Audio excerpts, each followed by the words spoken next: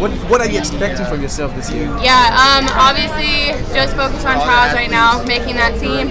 Once we make that team, then we'll start to focus on that podium. Like Abby, we were expecting to see her in the Worlds as well, both on the track and the podium. However, it appears that we won't get to see that this year as Abby Steiner is not ready for it. That's sad news, not only for her fans, but to all sports enthusiasts of track and field in particular, as they were looking forward to seeing Abby run at the World Championships alongside other world-class sprinters. But alas, that is not to be. We were close, really close, to seeing her run next month, and it's disappointing that all those waiting were for naught. And Abby would have run incredibly at the Worlds too. I believe that. How do I say so? Well, so far this season, Abby has already won several times. In fact, when Abby opened up her outdoor season at the 2023 Texas Relays, she shone the brightest. The USA Gold Quartet, which included Abby Steiner, Aleia Hobbs, Melissa Jefferson, and Jenna Prandini, emerged victorious in a record-breaking time of 41.75 seconds. According to reports, Steiner put in a dazzling performance on the second leg of the relay for USA Gold, running a blistering time of 9.94 seconds. And it wasn't just there that Abby treated her fans with an exemplary performance on the track. At the 2023 Millrose Games, Abby set a new American record when she broke the indoor American record in the 300-meter sprint in a new national record of 35.54 seconds, putting her third on the world all-time list behind Irina Privalova and Shanae Miller-Uibo. And who is going to take it? Brown is tying up. Steiner is showing all of that strength. Steiner takes it 35.54 seconds. It's a national record, in fact, as well. In an interview, she shared how she felt motivated to run at the event. I mean, New York City, itself is just fun to come to, and combine it with doing what I love, made it a really special weekend. You could definitely feel the energy at this meet, and I think when they called my name and the crowd cheered, just makes you happy to be here. In an Instagram post, Abby shared, 300 meters American record to wrap up my indoor season at Millrose Games. She then shared how she's preparing for the next competitions. Back to work to get ready for outdoors, excited for what's ahead, and to run some shorter distances soon. And she did run a shorter distance soon after that, when she competed in the women's 200-meter at the 2023 Miramar Invitational and won. There, Abby went against Tamari Davis, Kayla White, Anthonique Strachan, Kira Jefferson, Seda Williams, and Kiara Parker, and emerged victorious, clocking at 22.23 seconds. It would have been best if she bagged a win in her next race too, but losing is also part of the process. Every athlete has experienced a loss, and even a second-place finish is still somehow considered to be a loss. No athlete wants to be in second place, although they all know that's inevitable on their journey to the top. Even Abby Steiner knows that, but knowing that doesn't minimize the fans' disappointment when she delivered a disappointing last-place finish in the 100-meter race at the Doha Diamond League meeting. But Abby being Abby, she trained harder for the next race, which paid off when she made a triumphant return to the track, bouncing back from a disappointing performance in Doha. At the USATF Bermuda Grand Prix, Abby Steiner clocked a wind-aided time of 22.06 seconds, 3.1 milliseconds, to secure victory in the women's 200-meter dash.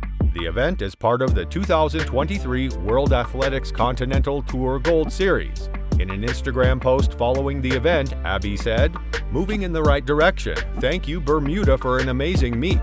From there, she is once again back on track. By that I meant she's back to winning and owning the race. In fact, at the NYC Grand Prix 2023, Abby Steiner soared to 22.19 seconds, leading the pack in the women's 200 meters. The Steiner, with all of that 400-meter strength, is coming through, and it will be Abby Steiner taking the victory in the women's 200 meters. 22.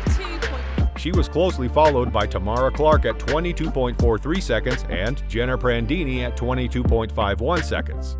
With that, reigning national champion Abby Steiner, who sped to a 21.77 in 2022 to top the U.S. list, has already won 3 races at her specialty distance this year, including a season best of 22.23.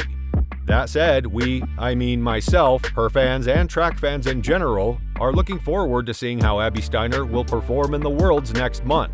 However, it appears that we will not be seeing her there after all, and for the rest of the season. A few days ago, Abby Steiner revealed that she's been struggling with a heel injury and will have surgery on her left foot after missing out on a World Championship spot.